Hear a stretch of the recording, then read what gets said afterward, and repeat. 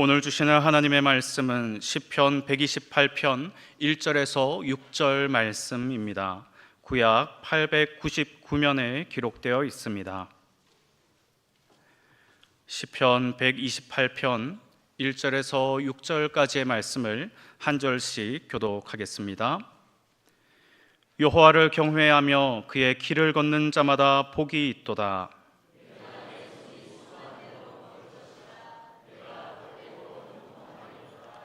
내 집 안방에 있는 내 아내는 결실한 포도나무 같으며 내 식탁에 둘러앉은 자식들은 어린 감람나무 같으리로다.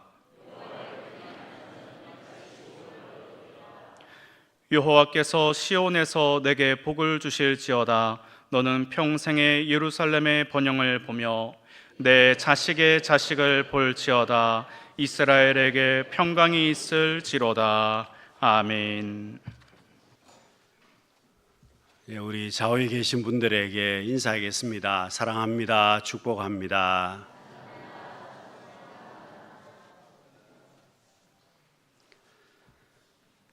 여러분, 우리가 사람들을 보면 또 가정들을 살펴보면 특별하게 하나님 앞에 은혜를 누리는 가정들이 있습니다.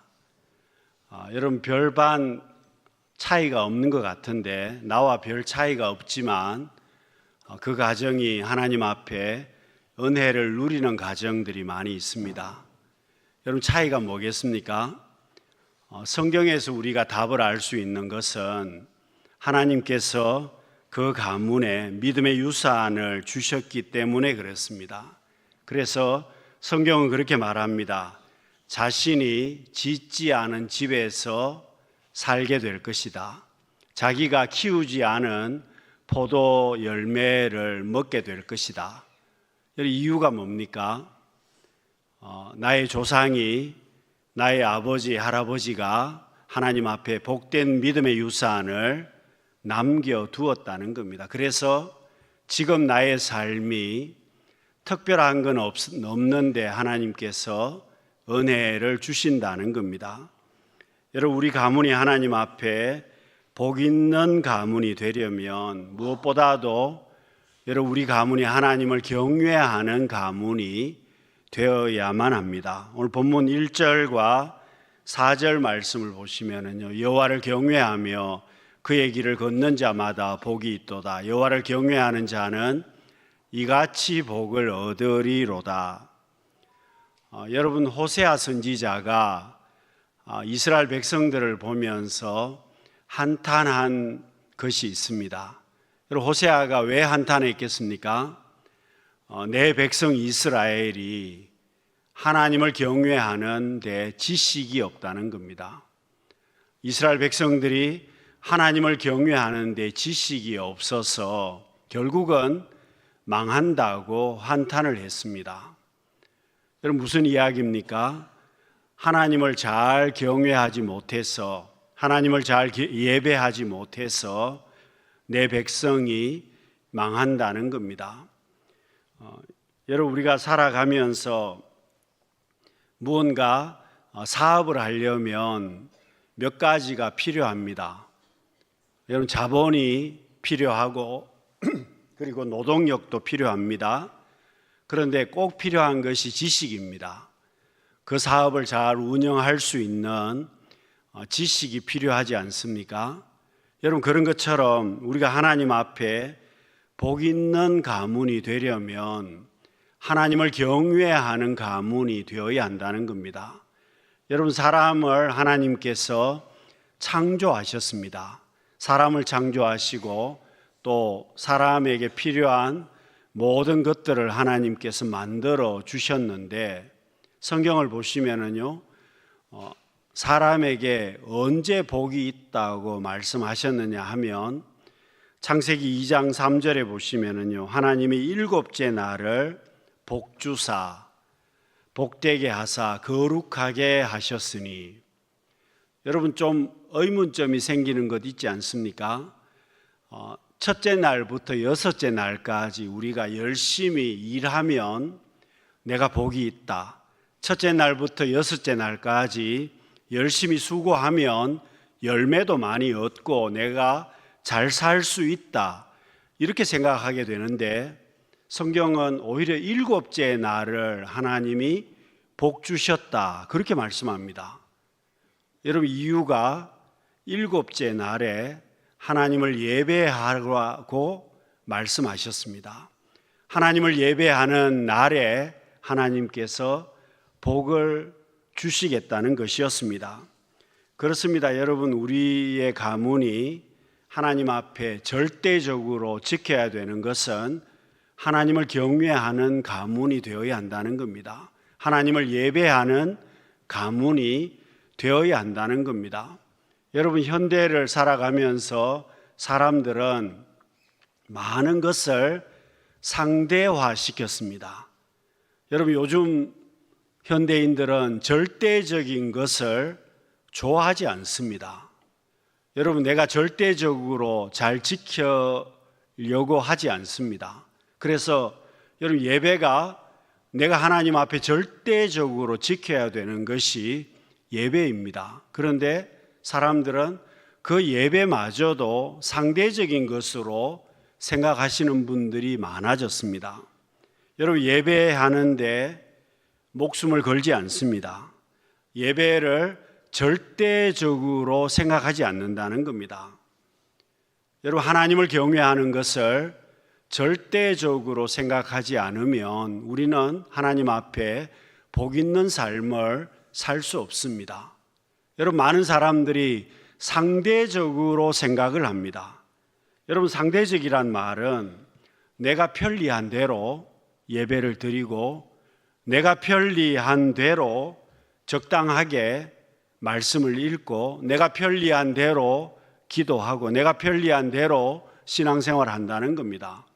신앙생활을 하는데도 절대적인 것이 점점 줄어들고 오히려 상대적인 것이 늘어납니다. 융통성을 많이 부린다는 겁니다.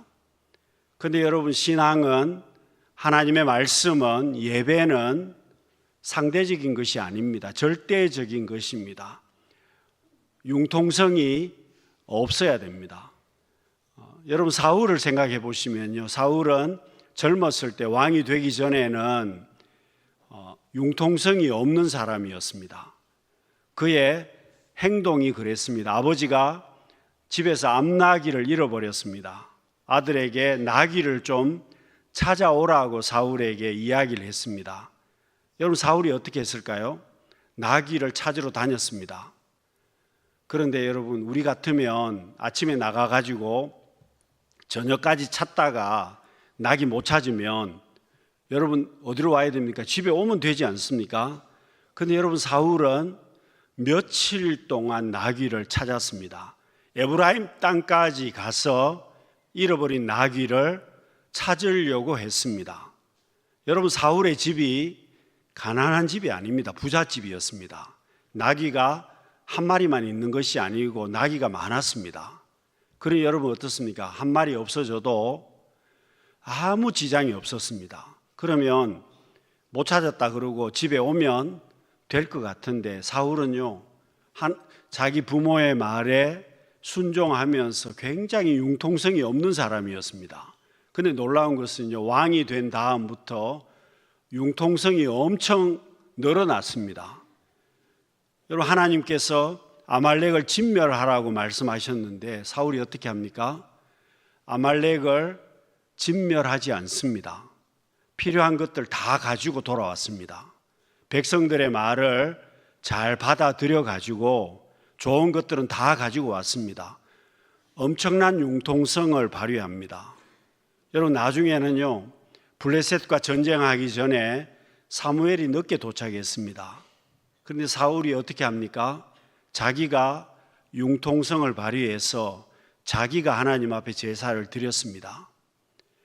여러분, 사울의 모습을 보면 하나님의 말씀에 융통성을 발휘하기 시작합니다. 예배에 융통성을 발휘하기 시작합니다. 그것이 절대적인 것이 되지 않고 상대적인 것이 될 때에 하나님이 말씀하십니다. 내가 사울을 버렸다라고 말씀하십니다. 사랑하는 성도 여러분, 우리 가문이 말씀에, 예배에 하나님을 경외하는데 절대적으로 하나님을 경외할 수 있는 복된 가문이 다 될 수 있기를 바랍니다. 여러분, 우리가 복을 받으려면 자녀된 우리가 부모를 공경해야 합니다. 여러분, 자녀가 부모를 공경할 수 있어야 하나님은 그 자녀에게 복을 주시겠다고 말씀하셨습니다. 그래서 여러분, 사람들은 왜 부모를 공경해야 되겠습니까? 여러분, 부모가 자녀를 위해서 많은 헌신을 했기 때문에 그렇습니다. 여러분, 동물의 세계를 보면 동물들은 부모들이 많은 노력을 하지 않아도 빨리 독립을 했습니다. 여러분, 누나 얼룩말이나 이런 동물들은 태어나자마자 걸을 수 있습니다. 그리고 조금 시간이 지나면 뛰기 시작합니다. 그런데 여러분, 사람은 언제 뛸 수 있습니까? 몇 년을 키워야 그 아이가 겨우 말도 할 수 있고 뛸 수 있습니다. 여러분, 사람 구실하려면 최소한 20년 가까이 부모가 애를 써야 된다는 겁니다. 여러분, 물고기는 알에서 태어나자마자 독립적인 생활을 시작합니다. 그런데 자녀들은 그렇지 못합니다. 부모가 20년 이상 그 자녀를 위해서 부모가 헌신해야 된다는 겁니다. 여러분, 그렇기 때문에 여러분, 자녀로서 어떻게 해야 된다는 겁니까? 부모를 공경해야 된다는 겁니다. 여러분, 성경은 말씀합니다. 자녀로서 부모를 공경하는 자가 장수할 것이다. 너가 땅에서 잘 될 것이라고 말씀하셨습니다. 여러분, 탕자는 불효자였습니다. 근데 여러분, 탕자의 비유를 보시면 이 불효자가 나중에 효자로 바뀌게 되는 것을 우리는 볼 수가 있습니다. 여러분, 탕자는 아버지의 재산을 받아가지고 다 낭비했습니다. 그리고 아무것도 이제 남은 것이 없습니다. 돼지를 키우는 집에 가서 돼지와 함께 생활해야 할 정도가 되었습니다. 근데 여러분, 탕자가 잘한 것이 있습니다. 완전히 망했을 때에 자기 아버지를 생각했습니다. 자기 아버지 집을 생각했습니다. 자기 아버지 집은 부잣집인데 자기 아버지 집에는 일하는 사람 또 굶는 사람이 아무도 없는데, 여러분, 탕자가 자기 아버지 집을 생각했기 때문에 그가 복 있는 삶을 시작하는 시작점이 되었습니다. 그래서 여러분, 탕자는 어떻게 합니까? 아버지 집으로 돌아옵니다. 근데 여러분, 돌아오는 것이 그냥 되는 게 아닙니다. 용기를 내야 되는 겁니다. 여러분, 탕자가 용기를 냅니다. 완전히 망했지만 용기를 내어서 아버지 집으로 돌아옵니다. 그래서 여러분, 우리가 효도하려면 용기가 필요합니다. 여러분, 망했다고 하더라도 아버지를 생각하고 부모를 생각하고 용기를 내야 된다는 겁니다. 여러분, 집으로 돌아온 탕자가 어떻게 합니까? 집으로 돌아왔더니 집에서 난리가 났습니다. 아버지가 죽었던 아들이 살아왔다고 해서 송아지를 잡아가지고, 살찐 송아지를 잡아가지고 동네 잔치를 벌였습니다. 여러분, 탕자가 지금 개과천선하기는 했지만 여러분, 장원급제한 것도 아니고 뭐 잘한 것도 하나도 없습니다. 그런데 쫄딱 망해서 집에 돌아왔는데 아버지는 아들 왔다고 해서 집에 있는 송아지를 잡아가지고 온 동네 잔치를 벌였습니다. 그런데 여러분, 놀라운 것은 탕자가 그 잔치 자리에서 도망가지 않습니다. 여러분, 탕자가 좋아서 거기 앉아 있었겠습니까? 그 잔치 자리는 자기는 정말 싫은 자리였습니다. 여러분, 쥐구멍이라도 있으면 지금 숨어야 되는 그런 상황이지 않습니까? 여러분, 동네 사람들이 탕자를 보고 아무런 말은 하지 않았습니다마는 속으로 무슨 말을 하겠습니까? 별 말을 다 하지 않겠습니까? 그러니 여러분 탕자의 입장에서는 쥐구멍이라도 있으면 지금 숨어야 되는 그런 어려운 자리였습니다. 그런데 놀라운 것은 탕자가 그 자리에 뻔뻔하게 앉아 있습니다. 이유가 뭐겠습니까? 부끄러움을 무릅쓰고 그 자리에 앉아 있는 것은 아버지의 마음을 깨달았기 때문이었습니다. 여러분 지금 탕자는 효도하고 있습니다. 아버지의 마음을 알고 자기는 부끄럽지만 아버지의 마음이 기뻐하기 때문에 자기가 그 자리를 피하지 아니하고 그 자리에서 아버지의 마음을 기쁘게 하고 있습니다. 여러분 이것이 탕자의 변한 모습이었습니다. 사랑하는 성도 여러분, 우리가 하나님 앞에 부모를 공경하는 자녀들이 되려면 여러분 우리는 깨달음이 있어야만 합니다. 어떤 깨달음이 있어야 하겠습니까? 부모님의 마음을 생각할 줄 아는, 부모님의 마음을 살필 줄 아는 마음이 내게 있어야 한다는 겁니다. 여러분 어른들은 마음에 없는 소리를 많이 합니다. 대표적인 게 뭐겠습니까? 나는 빨리 죽고 싶다. 거짓말입니다. 여러분 빨리 죽고 싶은 사람이 누가 있겠습니까? 나이가 들면 들수록 빨리 죽고 싶은 사람은 아무도 없습니다. 그런데 자녀들에게 미안하니까 자녀들에게 폐를 끼칠까 봐 말을 그렇게 하는 겁니다. 그래서 여러분 부모의 속마음을 알아야 효도할 수 있습니다. 여러분 탕자를 보시면요, 탕자는 망했지만 효도하는 자녀가 되었습니다. 여러분 오늘 우리도 마찬가지입니다. 내가 하나님 앞에 부모를 공경하는 자가 되어야 내가 하나님 앞에 복 있는 삶을 산다는 것이고, 부모를 공경하려면 부모의 속마음을 깨닫는 자가 되어야 한다는 겁니다. 여러분 성경 말씀을 이해하고 성경 말씀을 바르게 해석하는 것도 중요합니다.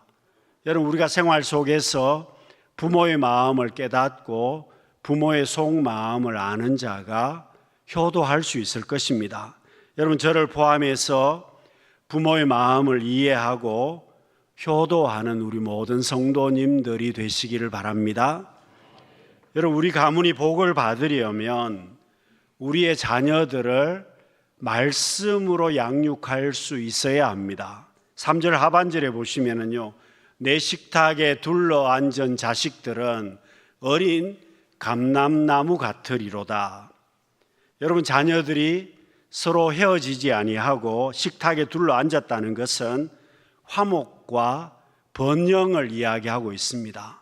그리고 여러분 이스라엘 땅에서 이 감람나무는 굉장히 귀한 나무였습니다. 자녀들이 감람나무 같다고 이야기하는 것은 우리 자녀가 사회에서 각 방면에서 귀한 일을 잘 감당할 수 있는 복된 자녀들이 다 되었다는 겁니다. 그래서 여러분 성경에서 이 감람나무는 성전 안을 밝힐 때 기름으로 사용한 것이 감람나무였습니다. 그리고 왕이나 제사장에게 기름을 부을 때 감람나무 기름으로 기름을 부었습니다. 그뿐만 아닙니다. 상처가 났을 때도 감람나무 기름을 사용했습니다. 그래서 이 감람나무라고 이야기하는 것은 하나님께서 복 주시는 자녀들을 이야기하는 것입니다. 여러분 5절과 6절 말씀을 보시면요, 더해서 여호와께서 시온에서 내게 복을 주실지어다. 너는 평생에 예루살렘의 번영을 보며 내 자식의 자식을 볼지어다. 이스라엘에게 평강이 있을지로다.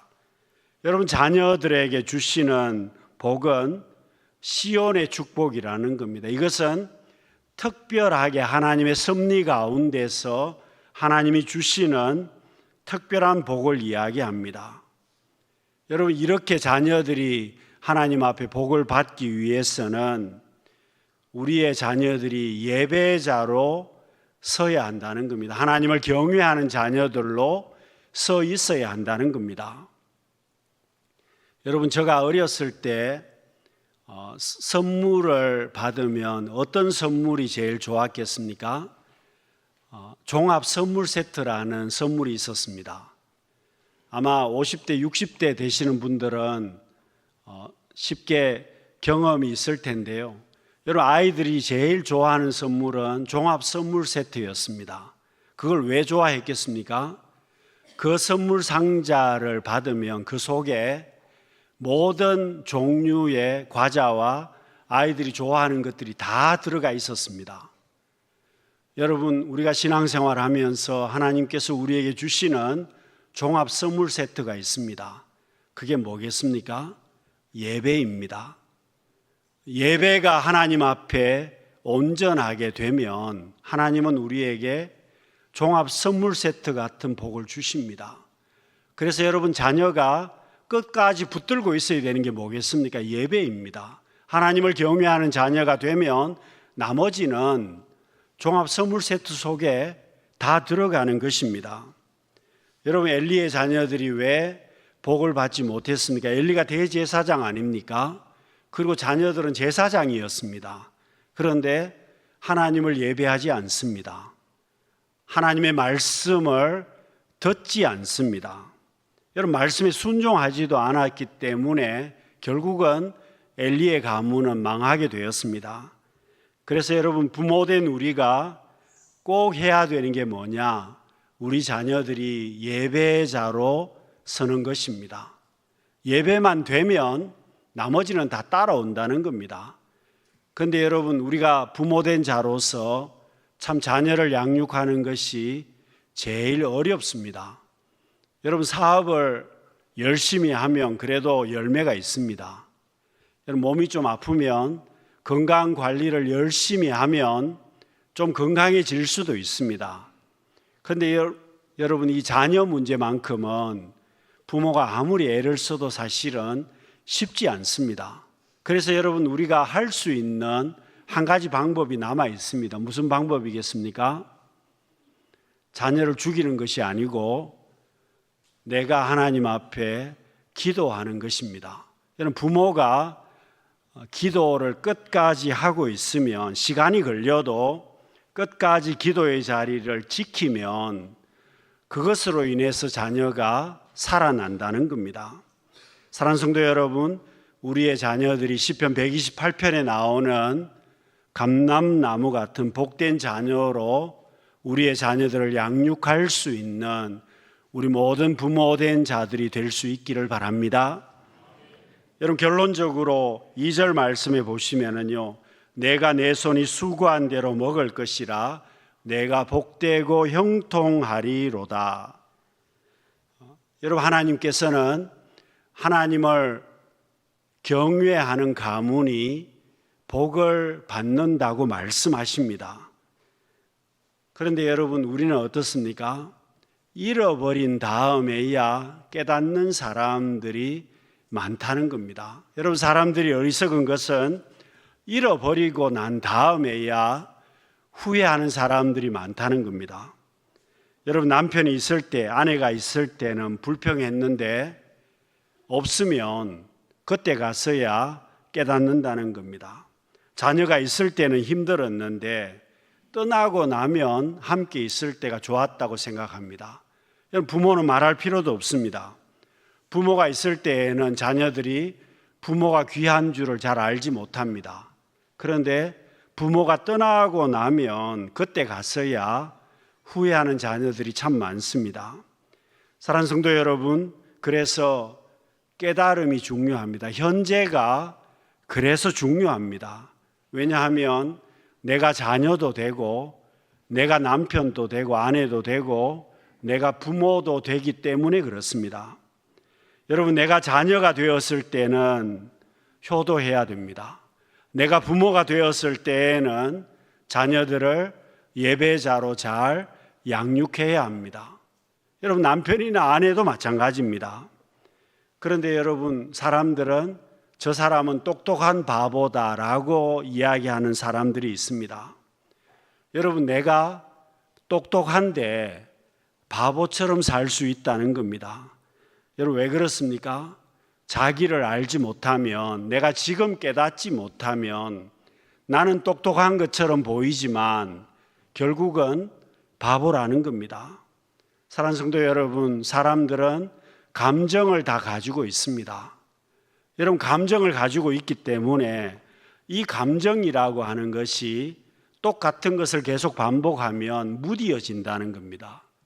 그래서 여러분, 가족들에게 항상 문제가 생깁니다. 부부 간에도 그래서 권태기가 오는 겁니다. 여러분, 가족들이기 때문에 사랑을 베풀지만 그 감정을 알지를 못합니다. 당연하다고 생각을 해버립니다. 가족이니까 당연한 것 아니냐, 남편이니까 당연한 것 아니냐, 아내니까 당연한 것 아니냐, 부모니까 그렇게 해야 되는 것 아니냐. 여러분, 가족이라고 해서 절대로 당연한 것은 아닙니다. 이때 우리가 깨닫고 조심해야 합니다. 여러분, 탕자는 탕자였지만 제가 봐서는 효자가 되었습니다. 이유는요, 깨달았기 때문이었습니다. 사랑하는 성도 여러분, 우리가 지금 감사를 회복해야 합니다. 남편이 있음에 감사해야 됩니다. 아내가 있음에 감사해야 됩니다. 자녀들이 있음에 감사해야 됩니다. 부모가 계심에 감사해야 됩니다. 무엇보다도 가족들도 있고 여러분, 물질도 있으면 더 감사해야 됩니다.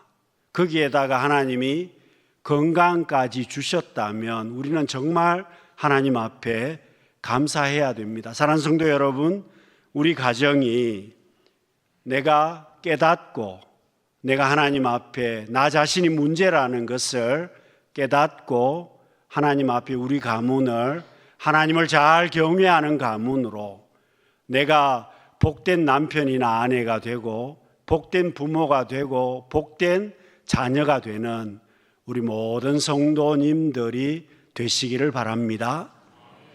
기도하겠습니다. 사랑이 많으신 하나님 아버지, 우리 가정이 하나님을 잘 경외하는 가정으로 만들어 갈 수 있도록 저희들이 내가 문제라는 것을 깨닫게 하시고 하나님 앞에 복된 가문으로 세워갈 수 있는 우리 모두가 되게 하여 주옵소서. 예수님 이름으로 기도드립니다. 아멘.